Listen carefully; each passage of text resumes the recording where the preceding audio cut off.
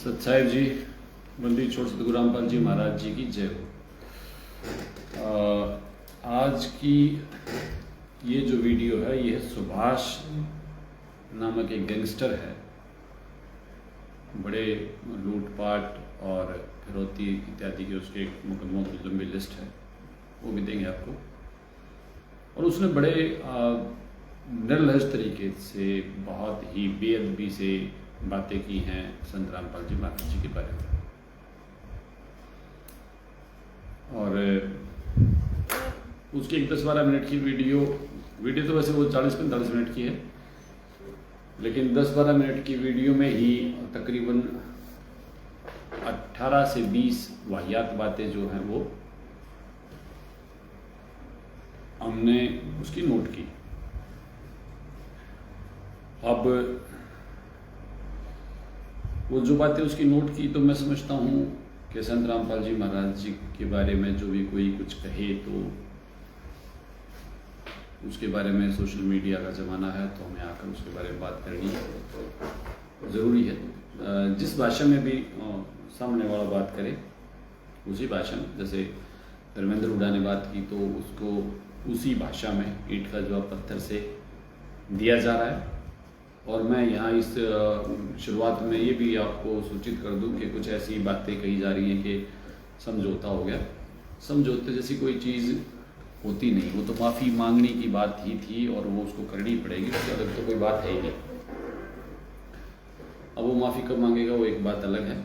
कुछ लोगों ने कोशिश की थी कि समझौता किस बात का। खैर, हम अपना दोबारा से अपने विषय पर आते हैं। और वो वीडियो जो है जो हमारे सामने आई थी, ये जो सुभाष है, गैंगस्टर है, बहुत सारे इसके ओछे अपराध हैं। पहले कहीं फौज में था, तो अब पहले फौज में था तो फौजी नाम इसने अपने नाम के साथ जोड़ रखा है, सुभाष फौजी। बाद में चाहे इसने कितने हत्याएं, कितनी लूटपाट, कितनी फिरौती डकैती की हों, लेकिन नाम क्या है? सुभाष फौजी। तो इसको मेरा तो निवेदन इससे ही है कि अपना नाम सुभाष डाकू रखे, क्योंकि इसने जो ज़्यादा काम किए हैं वो तो डकैती के किए हैं। और एक बार मैं आपको दिखा देता हूँ वो वीडियो। से बात की और बात करने के बाद वो ऑडियोज महाराज का मतलब होता है कि दिमाग पोष करते हैं, उन्हें मैनिपुलेट करते हैं और धर्म के नाम पर बहुत सारे ऐसे मुद्दे हैं कि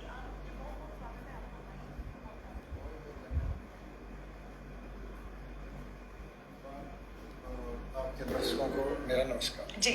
तो सबसे पहले मेरा सवाल कि आप संत रामपाल महाराज जी के बारे में बताइए। देखो, सबसे पहले तो मैं बताता हूँ कि आदरणीय चाचा रामपाल जी के बारे में कोई एक संस्था है इनकी, RSSS।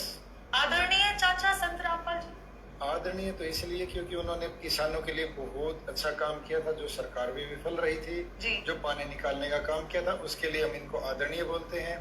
चाचा इसलिए क्योंकि इनके बेटे मेरे जानकार है, इनका भाई भी, उसको मैं चाचा बोलता हूँ, इसलिए मैं इनको चाचा बोलता हूँ। अब आप कहोगे कि संत और महाराज बोलते हैं, तो आप संत महाराज भी बोल सकते हैं, भगवान बोल सकते हैं, लेकिन संत बोलने के लिए संत की वो क्वालिटी होनी चाहिए। संत का मतलब है घर बार त्याग के, मोह माया छोड़ के और दीक्षा देने के लिए निकल पड़े। और वो बात इनमें है नहीं, क्योंकि इनका तो घर बार साथ में ही रहता है ना, पूरे पंडाल में साथ में ही घर रहता है, पूरे सिर्फ घर नहीं, रिश्तेदार भी साथ में ही रहते हैं, रिश्तेदारों के रिश्तेदार भी इनको संभाल रहे हैं। तो घर भी नहीं छोड़ा, मोह भी नहीं छोड़ा। मोह की मैं बता देता। तो एक बार इसकी ये बात सुन लेते हैं। इसने कहा कि संत होने के लिए, दीक्षा देने के लिए, संत होने के वाला व्यक्ति तो दीक्षा देने के लिए घर बार छोड़ के और निकल पड़ता है। अब मतलब इसने संत रामपाल जी महाराज जी को क्या जाना है, कब से जाना है, वो कब घर से निकले थे, इसके पास कोई जानकारी है इस चीज़ की? बिल्कुल नहीं है। क्यों नहीं है? क्योंकि इसने कभी कोई रिसर्च, कोई जानकारी इस बारे में ली नहीं।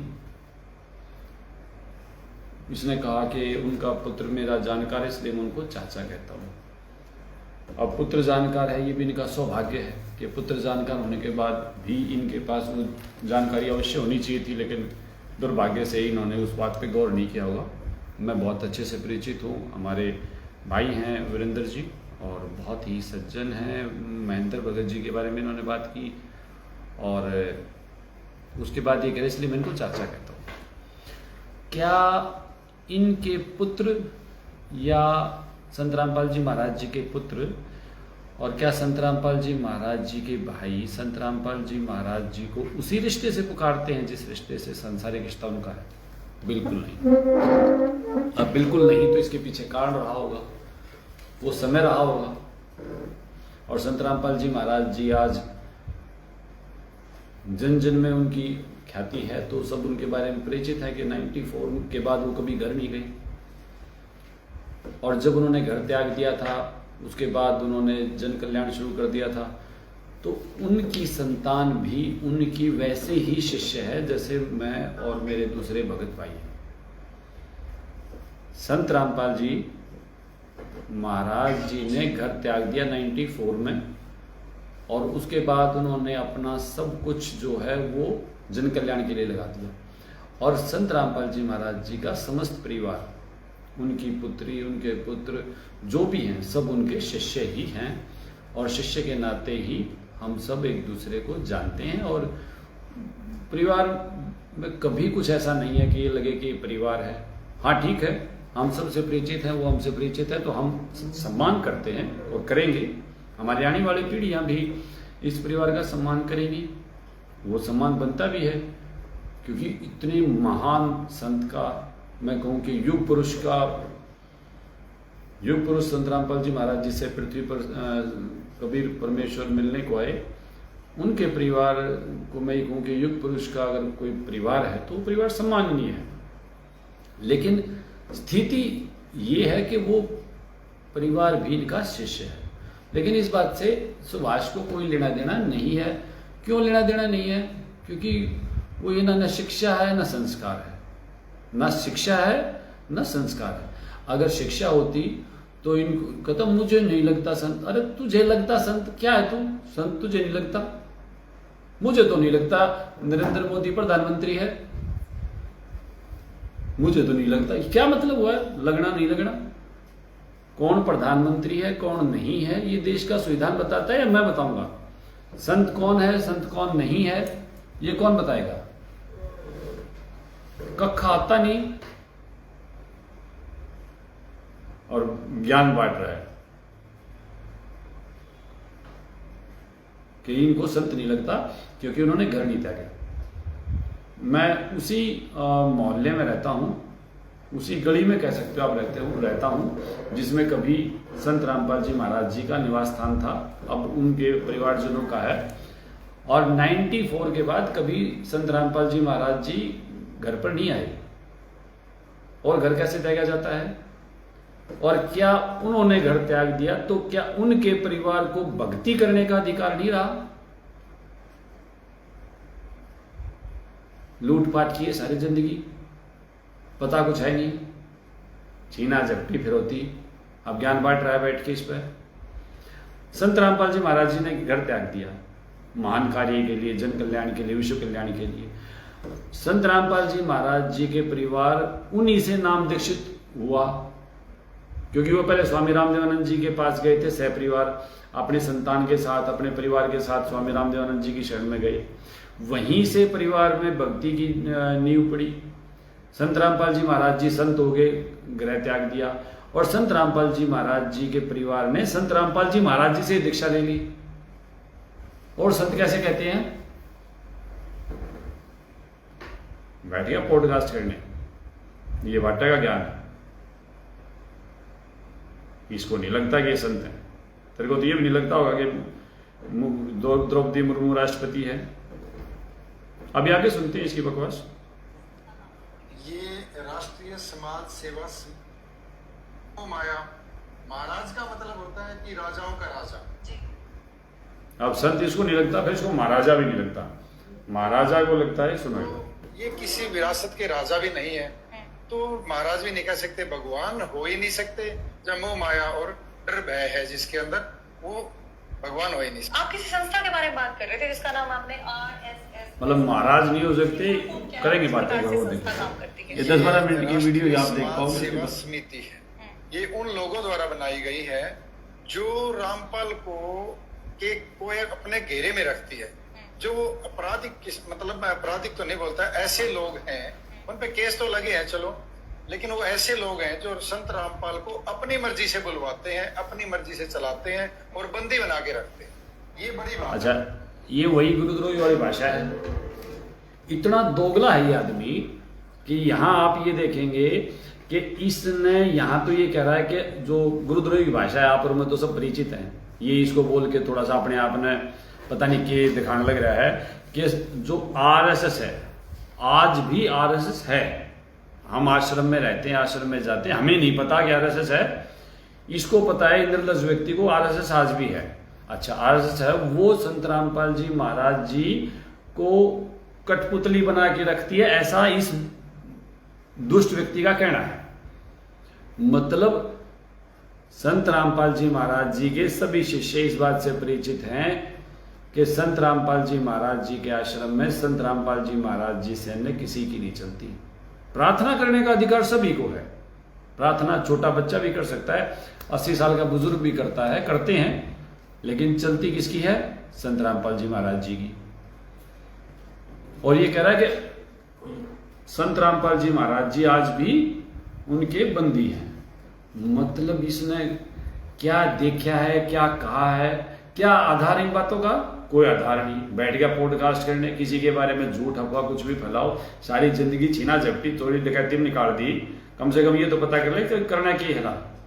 झूठ बोलते वक्त शर्म आनी चाहिए। अगर तुम्हें सच का नहीं पता, मेरी बातों को सुनना ध्यान से। संत जो आप कह रहे, जो संत बोल रहे हैं, मैं चाचा रामपाल को कह रहा हूँ कि चाचा रामपाल उनके बंदी हैं, मौत के कुएं में है, एक घेरे बंदी के अंदर है। सबसे पहले तो मैं आपके अनुयायियों को बोलना चाहता हूँ, खाप संगठनों और पंचायतों को बोलना चाहता हूँ, सरकार से अपील करना चाहता हूँ कि उनको पहले उससे आजाद कराइए, फिर देखिए उनका ज्ञान क्या है। या वो ज्ञान, ये कमेटी जो समिति बना रखी है बहुत सारी, इन्होंने ये ज्ञान अपने तरीके से बुलवा रहे हो कहीं, ऐसा ना हो। कमेटी तो उनकी खुद की है, तो उस कमेटी से संत रामपाल, मतलब उसके बाद ये देखेगा कि संत रामपाल जी महाराज जी का ज्ञान क्या है। एक 5 साल के छोटे बच्चे को शंकराचार्य के सामने खड़ा कर दे और शंकराचार्य अगर उस प्रश्नों का जवाब दे देना उस बच्चे का है, तो तेरे को समझ में आ जाएगी संत रामपाल जी महाराज जी का ज्ञान क्या है। उसके बाद देखे फिर तुम्हें संत रामपाल जी महाराज जी के बारे में जाना क्या है, पढ़ा क्या है। पिछले 30 साल से संत रामपाल जी महाराज जी जो ज्ञान दे रहे हैं वो समिति के उससे असर से बाहर निकलेंगे। कब पैदा हुई थी समिति?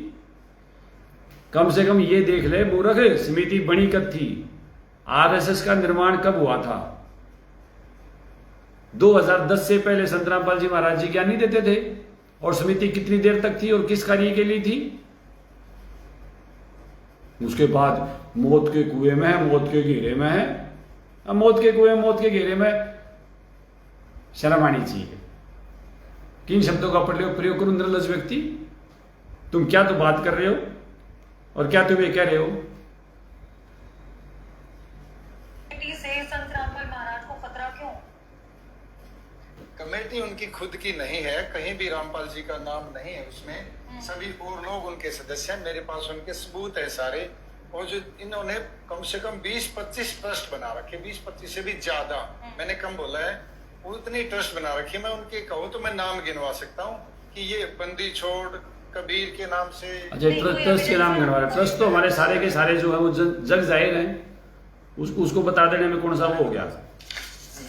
अब ट्रस्ट कौन से हैं ये बताना कौन सी बड़ी बात है? तो भगवान तो ना जन्मता ना मरता, जो चढ़ा हुआ पानी चढ़ा था वो उतारा था इन्होंने, कई लोगों को आसियाना भी दी। ये है मौत के कुएं में है एक प्राण। ऐसा ये खुद कहते हैं कि कबीर जी ही इनके लिए परमात्मा है जी। जैसे ये कबीर को परमात्मा मानते, या फिर इनके मैं जहां तक समझ पाया हूँ कि कबीर का अवतार बताते हैं। तो कबीर का अवतार कैसे? कबीर तो जन्मा था 600-700 साल पहले और मर गए थे। राम राम रटते रटते मर गए थे, पता हो तो आपको। आगे इसके ज्ञान का और कबीर जी जन्मे थे और कबीर जी मर गए थे। मतलब कैसे कैसे अनपढ़ व्यक्तियों का, कैसे कैसे मूर्खों का हमें जवाब देना पड़ रहा है। सोशल मीडिया ने क्या हाल बना दिया। मतलब इन लोगों के सामने माइक रख के जो बैठे हैं, मेरा तो उनसे सवाल है कि ये कहीं डूब के नहीं मरते तो तुम डूब के मर जाओ, कि तुम इंटरव्यू कर किसका रहे हो। कबीर जी के लिए आज भी लहरतारा तालाब पर आप जाओ, वहां पर पूरी यादगार, पूरी स्टोरी, वो कैसे कमल के फूल पे प्रकट हुए।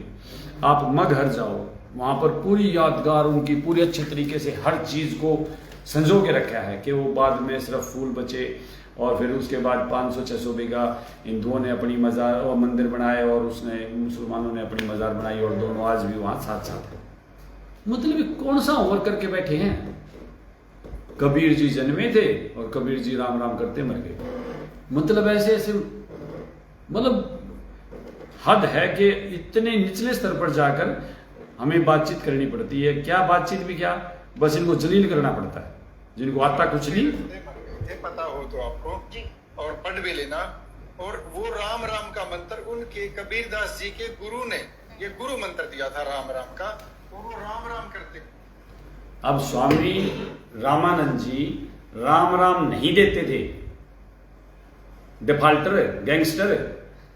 स्वामी रामानंद जी ओम मंत्र देते थे और कबीर जी उन्होंने सिर्फ दुनिया की मर्यादा को रखते हुए उनसे निवेदन किया था कि बस आप मेरे दुनिया के दिखावे में गुरु बने रहें।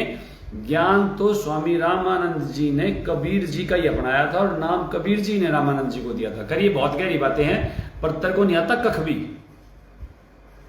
मर गए, लेकिन वो जब मर गए तो मोक्ष को प्राप्त हुए होंगे तो रामपाल के शरीर में कैसे आए होंगे। मोक्ष को प्राप्त हुए, प्राप्त हो गए, प्राप्त होने के बाद फिर रामपाल जी के शरीर में कैसे आए। प्राप्त शरीर में आए, किसने बताया, शरीर में आए। कबीर जी शरीर में आते हैं, प्राप्त हुए और फिर रामपाल जी के शरीर में कैसे आए, किसने कहा शरीर में आते हैं कबीर जी। हुए होंगे तो फिर रामपाल अवतार कैसे हैं। मेरे तो ये बात समझ में नहीं आई। रामपाल जी अवतार समझ में तो तेरा कुछ भी नहीं आई, समझ हो तो समझ में आवे। तो रामपाल के नाम में भी राम है, जिसका रामपाल जी विरोध करते हैं कि कौन राम। राम ऐसा था, राम के तो पिताजी छत से गिरकर और गर्दन टूट गई थी और मर गए थे। राम तो उनको भी नहीं बचा पाए। राम के मूर्ति में कैसे जीवन आ सकता है, सरकार ने कैसे ये बात कर दी। अब मेरा मानना है कि अगर ये रामपाल जी ये कह रहे हैं तो भाई मूर्ति का क्या मतलब। मूर्ति तो इन्होंने सैकड़ों हजार। पहले राम की बात कर ले। राम के मामले में संत रामपाल जी महाराज जी ने कब मना किया, लेकिन कौन से राम के बारे में। एक राम दशरथ का बेटा, एक राम घट घट में बैठा, एक राम का सकल पसारा, एक राम सब सेना रहा। अरे मैं अभी किसको सुना रहा हूं, तेरा कलमानी है ये बातें लुटेरे। एक रामचंद्र जी राम हुए ही धरती पर। उस रामचंद्र जी के से पहले उनके माता पिता, उनके दादा दादी, उनकी 100 पीढ़ियां त्रेता युग में रामचंद्र जी आए थे। सतयुग में किसका नाम जपते थे। थोड़ी सी वीडियो भी अगर देख ले संत रामपाल जी महाराज जी के बारे में, कितने अच्छे तरीके से ये सारी चीजें बताई गई हैं। सैकड़ों हजारों लाखों बनाई है, मतलब देखना कुछ नहीं, हजारों लाखों। बस अपने ज्ञान बांटने का जोर दे रखा है। इनसे आप पता इस मार्ग में एक वीडियो भी देख लेना, उस वीडियो में भी हर चीज को संत रामपाल जी महाराज इतने अच्छे से क्लियर करते हैं कि कुछ और देखने की जरूरत नहीं है।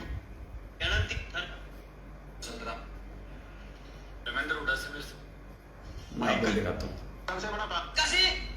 करोड़ संख्या में शिष्य, इनसे आप पता कर सकते हो। और आपको नहीं विश्वास होता तो एक बार एक प्रथम नाम लेकर देख लो और फिर दिखा दो जनता को। यो नाम देता हूं, प्रथम पंचदेव पूजा और सनातनी पूजा और परम अक्षर ब्रह्म का आदि सनातन। अब ये कुछ लोग कहते हैं कि तुम आदि राम कहां से जाए। राम तो त्रेता में पैदा हुए हैं, श्री विष्णु अवतार। मैं इनसे बताना चाहता हूं कि तुम्हें अगर इतना ज्ञान होता फिर लपड़े ना होते। सतयुग के अंदर महर्षि वाल्मीकि हुए, वो राम राम जपा करते थे। तो वो आदि राम, क्योंकि पहले भक्ति ही उसकी होती थी। राम आदि राम है, लेकिन वो भक्ति वो नहीं थी जो हम देते हैं। अब विश्व में हिंदू धर्म प्रतिष्ठित तब होगा जब ये हिंदू धर्म के धर्मगुरु मेरे अब समझ में आई संत रामपाल जी महाराज जी किसको राम बता रहे। जब राम नहीं था, रामचंद्र जी, उस तब भी लोग राम नाम लेते थे या नहीं लेते थे? इसने इसी को फाइनल मान लिया। फाइनल तो मानेगा, अकल नाम की तो चीज है नहीं। बस अपना वो हवाई पकड़ी है, जहां सिर ना पाओ ना उसके बाद शुरू हो जाना। सैकड़ों हजारों लाखों बनाई है, रामपाल जी की बनाई है और कबीर दास जी की बनाई है। और कबीर दास जी की मूर्ति के आगे रामपाल जी साष्टांग लेटते हैं। ये मैं झूठ बोल रहा हूं तो आप बता सकते हैं, ये सबूत भी हमारे पास, हम देखते भी हैं। और सभी लोगों को वहां पे लिटवाते हैं, यहाँ तक कि औरतें भी पेट के बल लेटती हैं, जो कि कानूनन जुर्म है। ये साइंस भी नहीं मानते कि औरतों को, जनानी को पेट के बल लेटना चाहिए, ये साइंस। अब इसमें कखा आता नहीं। वकील भी यही, वैज्ञानिक भी यही, आध्यात्मिक गुरु भी यही। यहां ये कह रहा है कि अगर हमारी माताएं, बहनें, बच्चियां दंडवत प्रणाम करें तो ये कानूनन जुर्म है।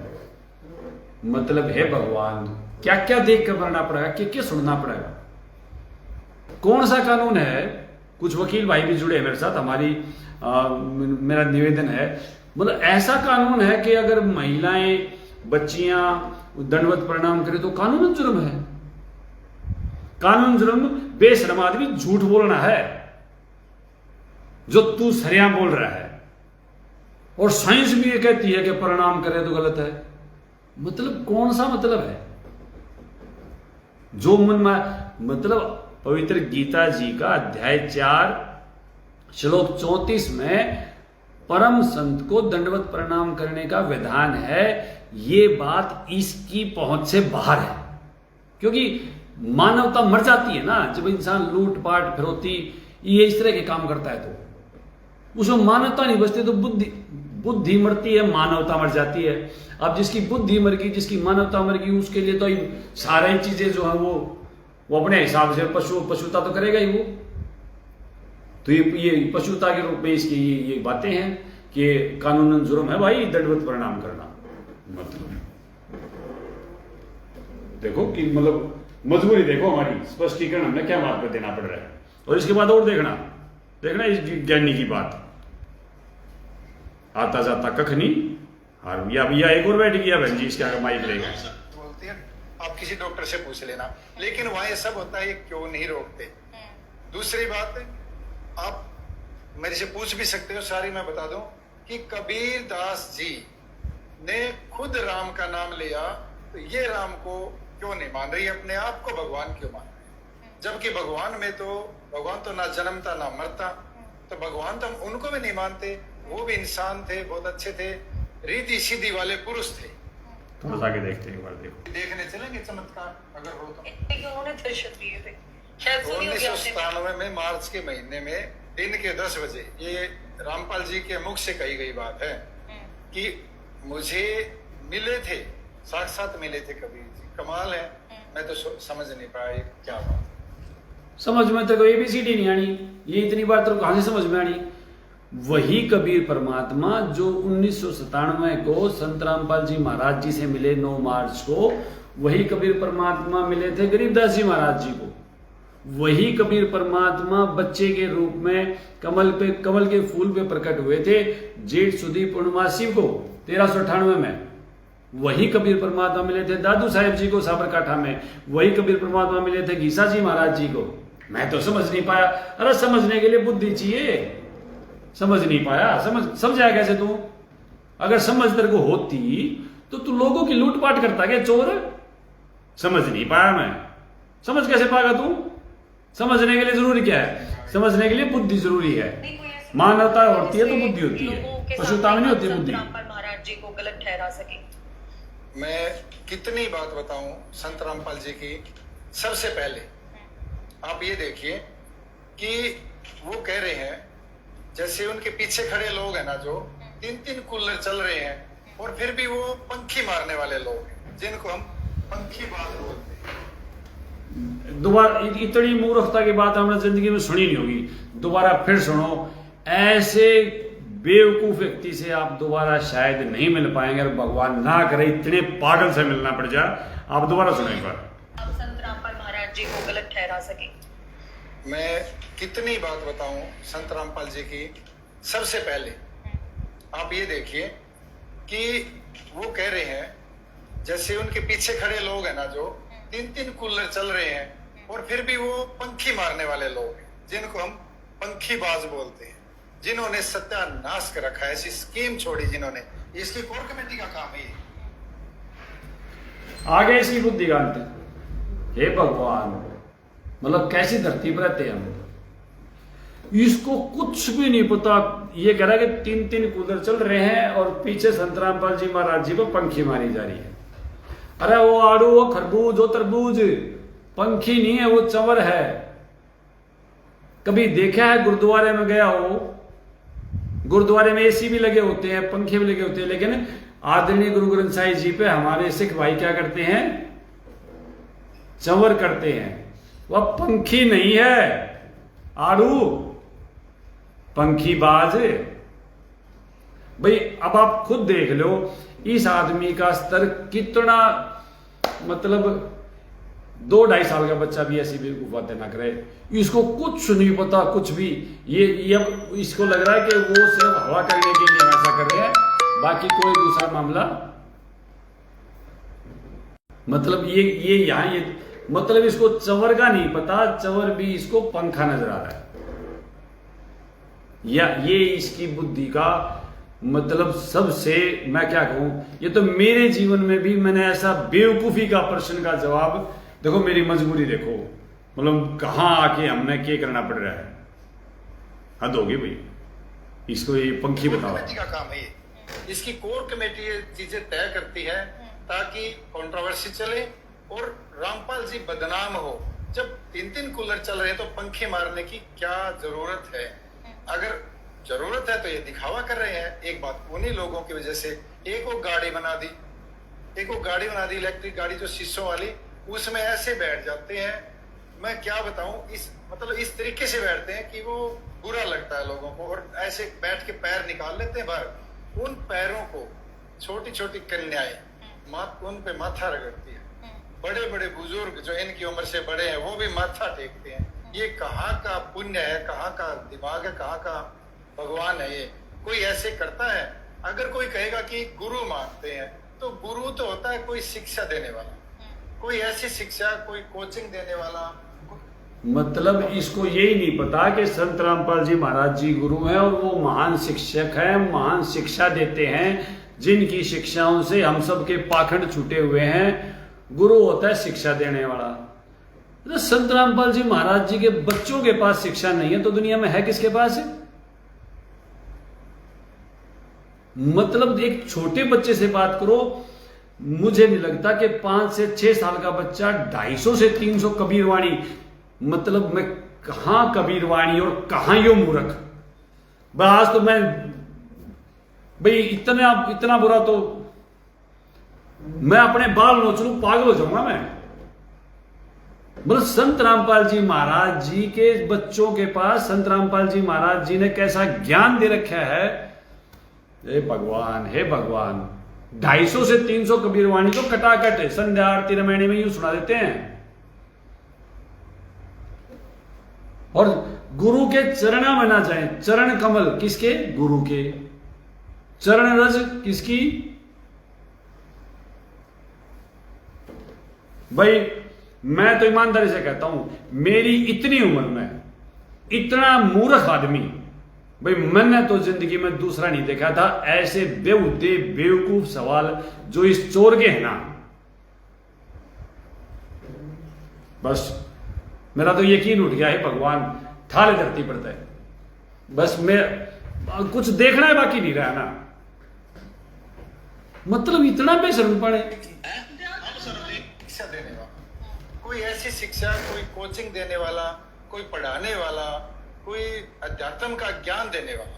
गुरु तो वो होता है। अब ये गुरु कैसे हैं? ऐसे गुरु क्या करे जो यहाँ तक औरतों से पैर दबवाते हैं और औरतों से पैरों को चुमवाते हैं। मैं आपको वीडियो के साथ बताऊंगा, ये बात कोई मैं बिना तथ्य के नहीं बोल रहा। तो ये चीजें संत मतलब जो रामपाल जी को गलत साबित करती है। दूसरी बात, बहनों के लिए इन्होंने एक रिश्ते को तार तार किया है।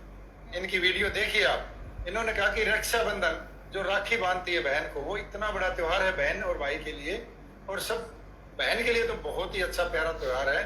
जो राखी बांधती है कहता कि राखी क्या बांधनी उस भाई को, जो भाई खुद ही मर सकता है। अगर वो मर जाएगा तो कैसी उसकी रक्षा करेगा।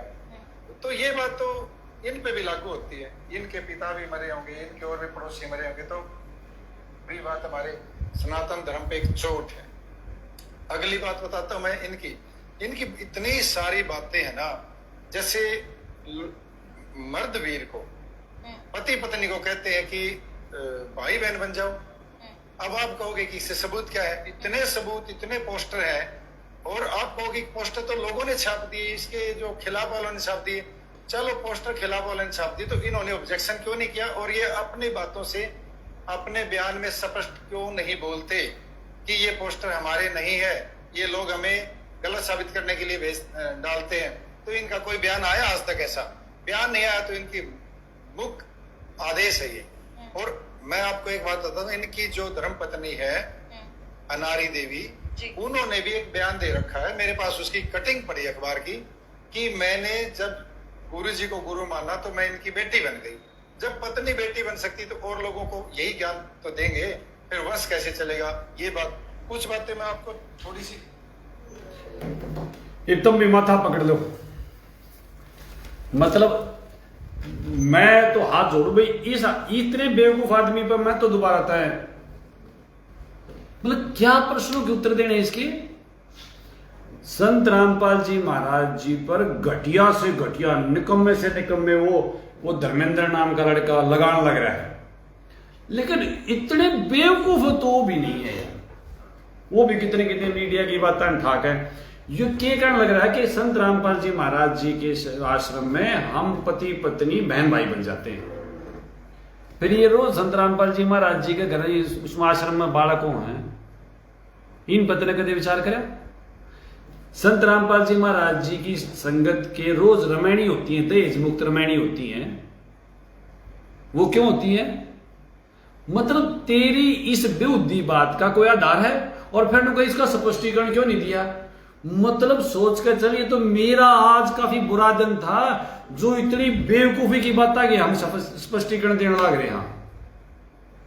संत रामपाल जी महाराज जी के आश्रम में हर महीने सैकड़ों रमैणियां हो जाती हैं बच्चों की, जो दहेज मुक्त होती हैं। पढ़े लिखे बच्चे भी अपनी रमैणी वहां आश्रम में करते हैं, और बिना दहेज के दोनों परिवार वहां उनका विवाह संबंध स्थापित होता है। मतलब भांग पी रहा है जो आदमी, नशा कर रहा है, या इसकी मां ने इसको इतना ही बेवकूफ पैदा किया था? मतलब इसकी इन बातों का आधार क्या बताया इसने?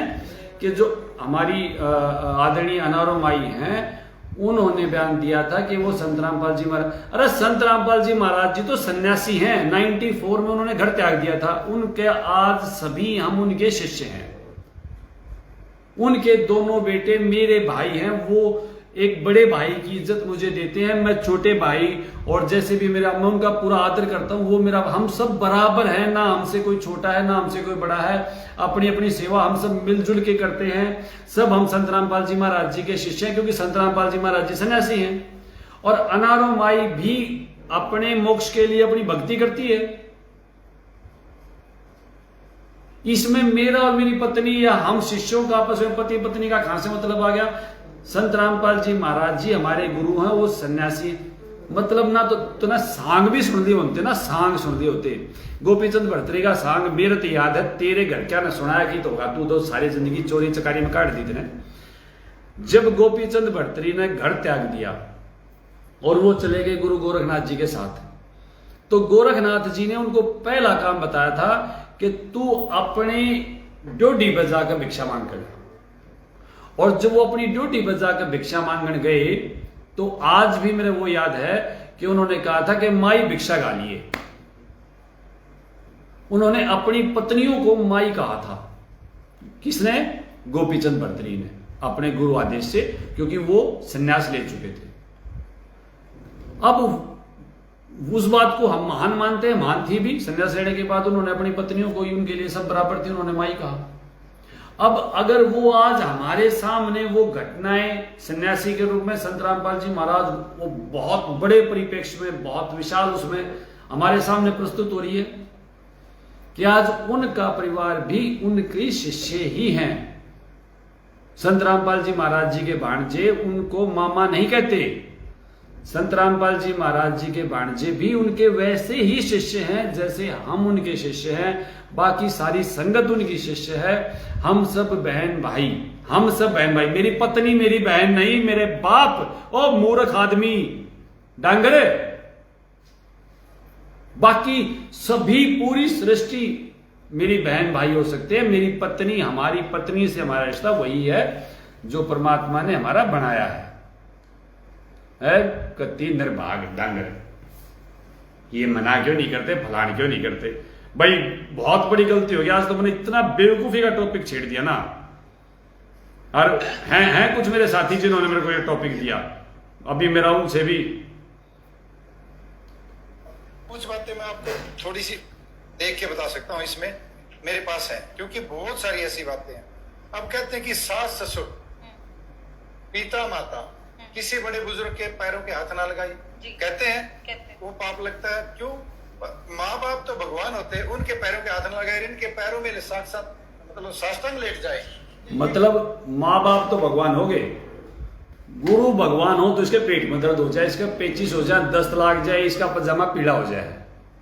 माता पिता सुनो इसमें दोगला कैसे चलेगा ये बात। कुछ बातें मैं आपको थोड़ी सी देख के बता सकता हूँ, इसमें मेरे पास है, क्योंकि बहुत सारी ऐसी बातें हैं।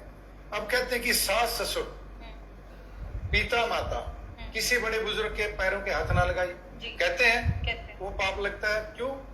माँ बाप तो भगवान होते हैं, उनके पैरों के हाथ ना लगाए, इनके पैरों में साक्षात मतलब साष्टांग लेट जाए। ये कौन सा मतलब ये धर्म है? अगली बात बताऊंगा आपको। जैसे इनके पास कमिश्नर, IAS, जज जो लोग आए थे, मैंने वीडियो देखी थी, उनको बोलता है कि ये तो 2 दिन के लाट साहब है। अच्छा। हाँ, इनको कौन पूछता? बाद में कुत्ता भी नहीं पूछता। अब मैं जानना चाहता हूँ कि वो कुत्ते कौन है जो पूछने वाले? कुत्ते इंसानों के लिए कह रहे हैं या सच में कुत्ते? वो तेरे लिए कह रहे हैं, वो तेरे लिए कह रहे हैं कि ऐसे जो 2 पांव के कुत्ते हैं ना, ये 2 पांव में, ये तू तो भी 2 पांव का आगे भी तेरा भविष्य जो है ना बताने लग रहे हैं कि जिस रास्ते पर तू चल रहा है, जितनी बेवकूफी की बात कर रहा है। और मैं दोनों को, भाई कुत्ता भी समझदार तो होता है भाई यार, इतनी बेवकूफी की बातें तो वो भी नहीं करता हूँ। अरे पागल आदमी, अगर कोई ये कहे कि मेरे पास तो माँ बाप हैं, मैं अपना लाइसेंस SDM से क्यों बनवाऊं? अपने माँ बाप से ही मैं अपना ड्राइविंग लाइसेंस बनवा लूं, चलेगा वो ड्राइविंग लाइसेंस से? अरे पांव छूने हैं तो गुरु के छू लो। गुरु तो उस सारे भार को अपने ऊपर लेने को तैयार हैं, और गुरु ये चाहते हैं कि इनके माँ बाप पर वो भार इनका ना आए। तो ये हमारे लिए कल्याणकारी है, हमारे माँ बाप के लिए कल्याणकारी है। ये कितना बड़ा परमार्थ, कितना बड़ा एहसान, कितना बड़ा उपकार है हमारे गुरु का हमारे ऊपर। क्योंकि माँ बाप जो आशीर्वाद देंगे वो अपने कोटे से देंगे, बुढ़ापा उनका खराब होता चला जाएगा। आशीर्वाद देंगे तो फलेगा ना। ओ डांगरे, ओ लुटेरे, ओ चोर, आशीर्वाद फलेगा ना।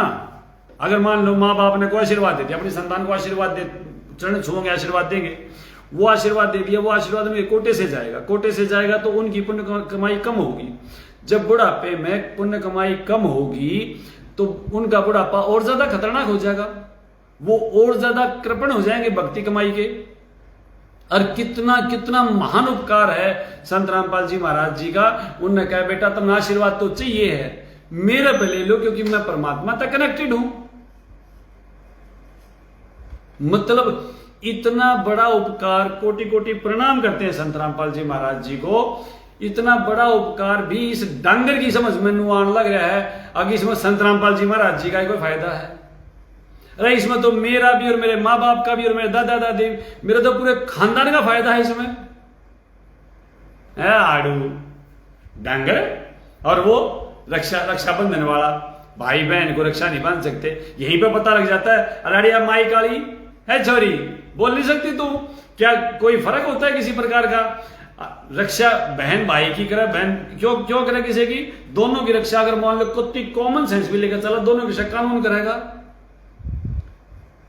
भाई सा के लग रहा है। आज मान लो हमारी ये बहन है, कोई साक्षी मलिक है, पहलवान है, बहुत तगड़ी है साक्षी मलिक, उसकी रक्षा मेरे कैसा बोध आदमी करेगा? रक्षा करेगा परमात्मा की रक्षा होगी। और परमात्मा जो गुरु रूप में हमारे सामने बैठे हैं, भाई हद होगी। क्या करें बस इतनी। और मैं तो एक बार आपके कमेंट्स में आऊंगा, बस बहुत ज्यादा इसके तो इतना मूर्ख आदमी आपने कोई दूसरा देखा हो तो बताओ। आपसे मेरी प्रार्थना है कमेंट्स में बताएं कि इतना ढंगर देखा है आपने कोई?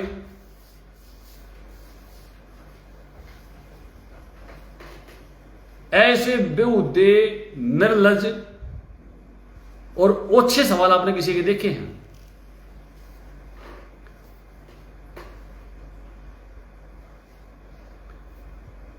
भाई मैंने तो अपनी जिंदगी में ऐसे मूर्खतापूर्ण सवालों का जवाब नहीं दिया था। बस इतना आज तो कत्ती ऐसा हो गया। अरे फौजी क्या गए, फौजी था जब था, उसके बाद तो इसने डकैती मारी। मैं इसकी लिस्ट दिखाऊंगा, वो लिस्ट कहाँ है? वो लिस्ट में डाली रखी है इसकी लिस्ट। और एक एक मुकदमे की FIR कटवा गए, एक मुकदमे। ये 44 मिनट की वीडियो इसकी, जो बर्दाश्त बाहर है। इतनी तो ना आप बर्दाश्त कर पाओगे ना मैं तो मरे जाऊंगा। इतना पागल बर्दाश्त करने की मेरी तो ताकत खत्म हो रही है। और वो एक मुकदमे की FIR कटवा गए। इसकी नुक्कती हर केस का जब पोस्टमार्टम ना कर दिया तो ये हमने बताओगा। और बरवाला कांड में वहीं था, इसने सारी बातें कह रखी हैं। तेरा मैं बनाऊं बरवाला कांड में, तू वहां था कहीं? तू तो आज भी कहीं का नहीं है। अगली बात ओम शांति। अगली बात ओम शांति। ओम शांति तेरी समझते बाहर व्हाट्सएप का शिष्य है। ये बताओगा, ये इतने मुकदमे की लिस्ट है इसकी, एक ही बताऊंगा ना। इसमें 382, 384, 386 सारी डकैती की वो लाग रही, इस पर फिर होती है एक्सटोर्शन। ये पहला मुकदमा 382, 216, 392, 216 है। चोर तू संतरामपाल जी महाराज जी पागल ठावे है, तू हो गया इतनी बार में। मैं तो नहीं मानता, मैं तो ना चाचा का हूं, तू फूफा क्या लेगा जब की बात हो जाएगी तेरे का ही तो क्यों है। चलो सब कमेंट्स पढ़ते हैं थोड़े से, मेरा भी थोड़ा। हाँ विपिन दास जी है कि एक नंबर का ज्ञानी, इन्हें फौजी ना करो यार प्लीज, ये हाथ जोड़े। इन्हें यार फौजी को मैं सल्यूट करता है। फौजी होना सत्य के पक्ष में खड़े होने वाले कहते हैं। फौजी अपना संजय फौजी है, कल परसों जमानत हुई है भाई की और वो जेल से बाहर होगा। फौजी हैं हमारे साथ। फौजी होना कोई छोटी बात थोड़ी ना। फौजी सत्य के पक्ष में खड़ा होगा, ये फौजी की पहचान है या चोर है? इससे बड़ा डांगर नहीं, अकल इसमें नहीं है। राकेश कुमार जी गुरुद्रोह का साथी है। रमेश कुमार, राजू धीमान, गिरगिट की तरह रंग बदलता है।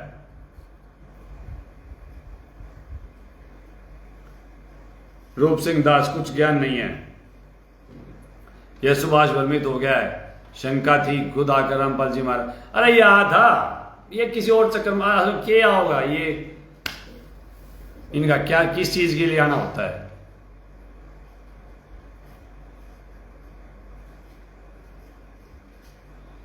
चोरों का सरदार जी बिल्कुल। सारी डकैती की धारा, डकैती इंसान कब करता है? फिरौती कब मांगता है? जब उसकी मानवता मर जाए। और फिर ये बैठ कर ज्ञान देने लग जाए, इनका तो बैन हो जाना चाहिए। नकली आदमी कति मूर्ख, पारस जी बता रहे हैं।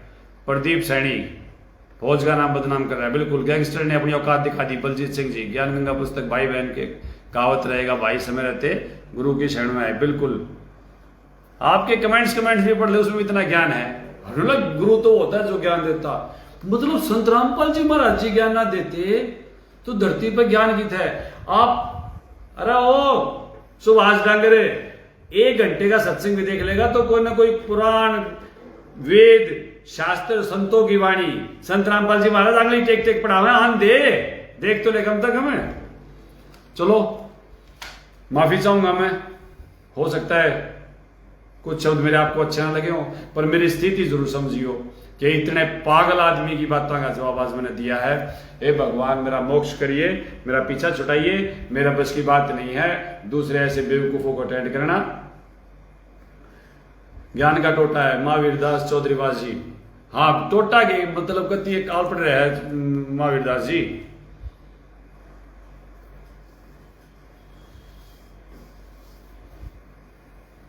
किसान समारोह चल रहा था जब गुणगान किया करता, हाँ किसी मतलब तो कराया करता, दोगला गुणगान कराया करता, यो दोगला है यो कल थी गुणगान कराया करता, ये भी इसने कमी दिखने लगी।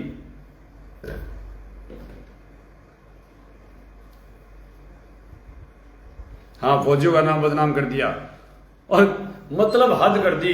इतनी बेवकूफ की बात कि 3 कूलर चल रहे हैं फिर पंखी मार रहे हैं। ओहो हे परमेश्वर, हे परमेश्वर, है कितना आड़ू है वो। और ये पंखी मारनी जो है ना ये नाश कर रहे हैं और ये कमेटी वालों का काम है।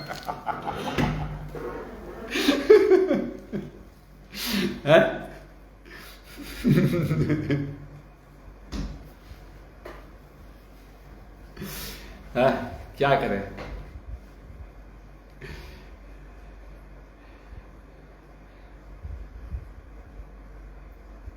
और इसकी बात सुन लो ना, इसी तरह बात कर रहा है बस कागज को कुछ भी नहीं लगता। ये ट्रस्ट की कॉपी सारी की सारी ट्रस्ट जो हमारी 1 नंबर में रजिस्टर्ड है, तो इनकी कहीं भी आप अपनी फोटो कॉपी ले लो, नेट पर सारी चीज अवेलेबल है, रजिस्टर्ड चीजें हैं, इनकी कॉपी लेकर बैठा है। अरे डांगर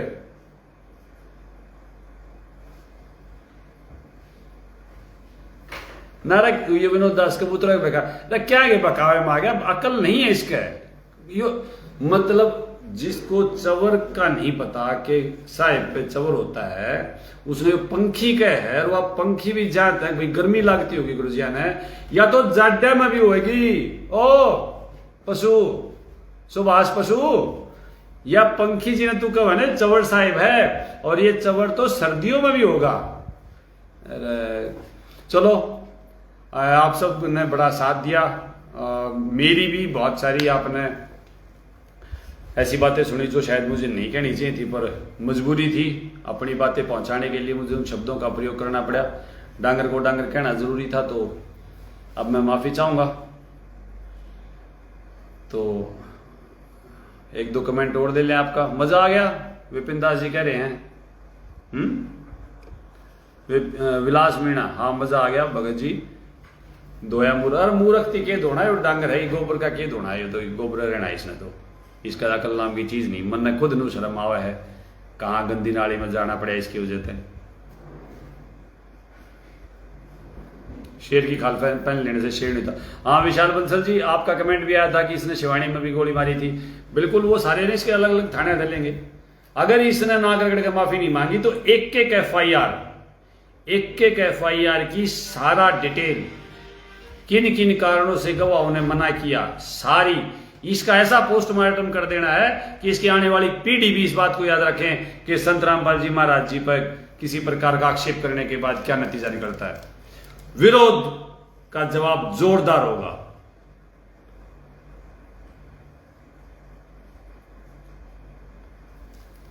जीत राजपूत, मेरे को लगता है कि यह सवाल भी किसी ने लिख के दिया होगा। बिल्कुल सच्चा है भगत जी, कोई ना कोई कभी ना कभी चलेगा।